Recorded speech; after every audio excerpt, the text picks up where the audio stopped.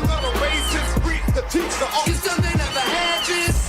Number one, them wanna run about the gun. I wasn't licensed to have one. The minute they see me, fear me. I'm the epitome, a public enemy. Use, abuse, without clues. I refuse to blow fuse. They even had it on the news. Don't believe the hype. Don't believe the hype. Don't believe the hype. Back when I wrote y'all, yes. Ida Rodriguez is here. Hello. Hi, thank you for having me. And thank you for always sending some of the smartest people to my shows that fill my audience. And man, it's a beautiful thing.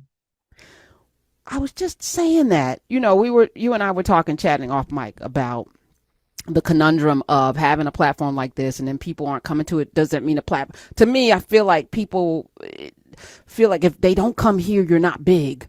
And I'm like, no, it might be the opposite as it relates to Urban View. Might be the opposite because it's a scary thing to be in a place where people smart, maybe smarter than you. I feel like everybody that has a microphone here is pretty smart. But also, it's like if I go to Charlemagne, it's because I need to reach that audience. I need to reach that all the smoke audience. And I need these guys, DL Hughley and Ricky Smiley and Charlemagne and Shay Shay and all that. I need them to be on board because this is a problem that the media has pushed out. Black men aren't blah, blah, blah.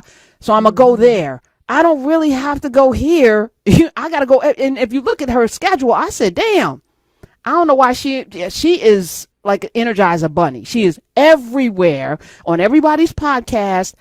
But she's speaking to white women with the different podcasts because this is not she's been called everything but a child of God. She's got to fight the tropes of, whether she's black or whether she, is she a hoe? They're doing all kinds of stuff.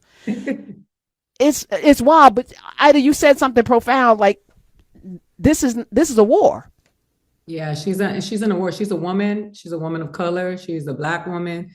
Whatever y'all want to call her, listen, white supremacy has been working so well that now we're doing its work for it. And, patriarchy as well, because this man, Bill Clinton, had a whole situation in the White House. And, the women are just held to a different standard, especially Black women, because people are accustomed to Black women taking care of them. And so there is always this idea that Black women have this angelic, ideal of what they're supposed to be because they took care of the babies, they raised your children. They can be from Jamaica or they can be from Oklahoma. They have been taking care of people since the beginning of abduction is what I call it. So I just think that this idea about her, she has to be this perfect human. She's a politician, just like everybody else. She's gonna lie, she's going to do she's gonna do things that are imperfect.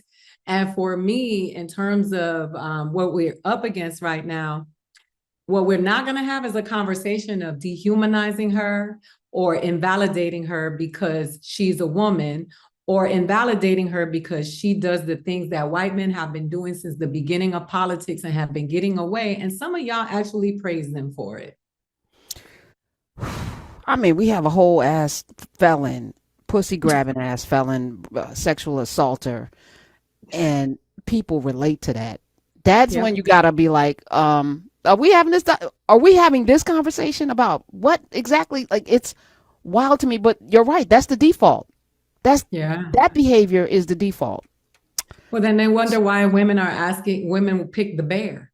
They wonder why women are picking the bear to be in the woods with, because when you see the comment section for Diddy, or you see the comment section for Harvey Weinstein, and the apologists and the whataboutism when it comes to the way women are treated, around the world, there's just so much bad behavior that's been acceptable for so long that people don't know how to act. And now they're throwing temper tantrums because they want to be able to do, somebody was upset with me because they grabbed me by my arm at my show. And I said, don't grab me. And they were like, man, there used to be a time where that kind of stuff. And I'm like, yeah, because we have been indoctrinated to thinking that that's okay. But it's not okay for you to grab me by my arm. I don't know you. Like, why are you grabbing me? I'm not your property. Oh, my God. Have you been shocked I mean, I wasn't shocked by the Klan rally. I felt like they were trying to recreate 1939. Period. Right. Right. So it was completely unshocking. It was Yeah. like, of course, because it seems like children. What can I get away with? Which is why you have to, raise a child up right from the beginning because, they will never Mhm. depart. But, it's like, oh, we got away with that. I got away with coming down the escalator calling Mexicans rapists. What else could I got away with calling, marchers during Charlottesville, both sides. I got away Mhm. with starting an insurrection and I Mhm. haven't been prosecuted. I mean, I've been indicted, but I get to run for president. I'm a 34-time felon and I got to vote in Florida. And partial immunity. The rally was what I really think about is the people of color who were there, the Puerto Ricans that were at that rally, the Black people at that rally, the Latinos at that rally, they got othered at that rally. And because there were no jokes about white people in Arkansas, there were no jokes about white people in Ohio. They othered those people there. And that's what I thought was most interesting. As a comedian, people have come to me and said, you're a traitor to the comics. You shouldn't be censoring comedians. That wasn't a comedy show. That was a political rally. Everything that was being expressed there was on behalf of that politician and that administration. Therefore, it fell flat. You doing jokes and people are like, yo, he bombed. They weren't laughing. I guarantee you that part of the reason why they weren't laughing is because there were Black people there and Latinos there. And those people around them were probably like, let's not laugh too hard, even though this is what we really think about them. Imagine being a Puerto Rican sitting in that audience, like, even though people are making excuses because they feel embarrassed that they have been on board with this stuff. But when you think about it, it's like they got othered at the rally. The people who've been banging for them so hard saying, this is the man that gave us a stimulus check. He didn't. This is the man who says what he means. You're not listening.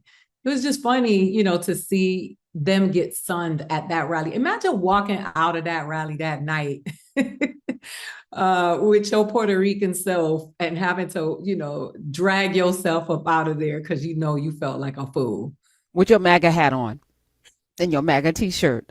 Mm-hmm. Are you optimistic? I can't read the tea leaves on this. I feel like she's going to win in a landslide with the popular vote, but so did Hillary. So did So Biden. I do. The reason why I remain optimistic is for one reason and one reason only.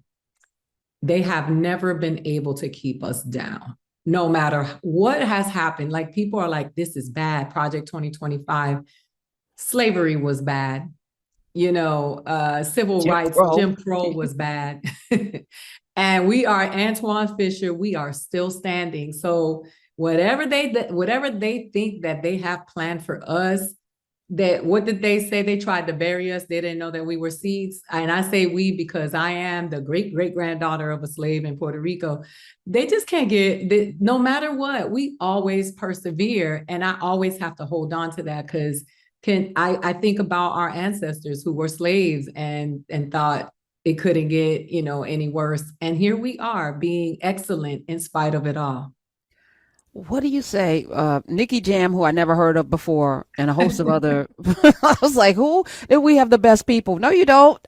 You don't have the best people. But the latecomers, the J-Los and everybody now, this was the last straw. The watermelon thing wasn't a problem. Y'all were okay if he just stopped at the watermelon joke. They probably would have been okay. But the calling Puerto Rico a floating garbage, the island of garbage, that was too much. Now people are like, I'm not voting for him. What do you say to the folk who are now outraged? Like it's like that new Niemöller poem. First they came for. So you were okay with the othering of Mexicans because you're not Mexican, you're Puerto Rican. So you're not talking about me, Then the Haitians. I'm not Haitian, so meh. Yep.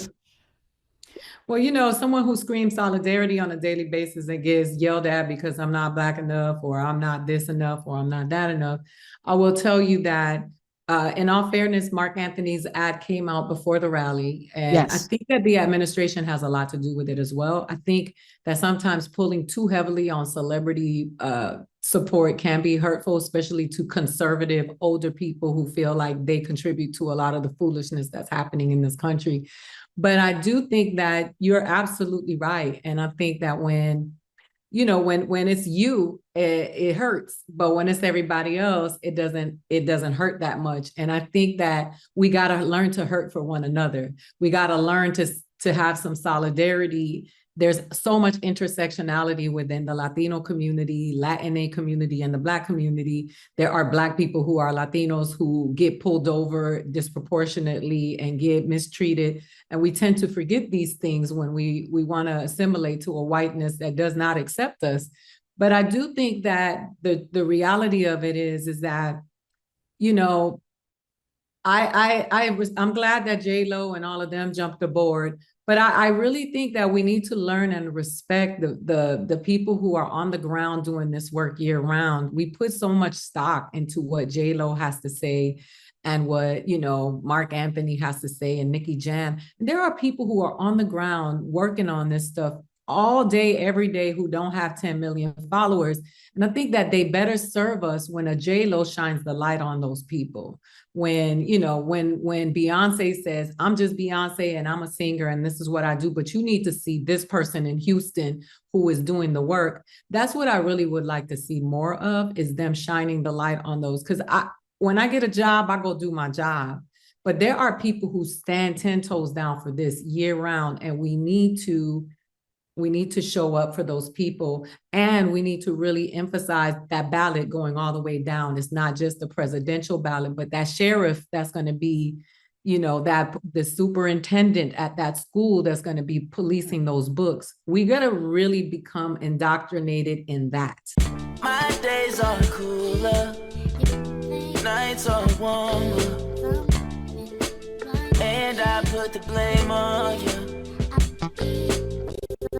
Time moves slow, but my heart beats faster.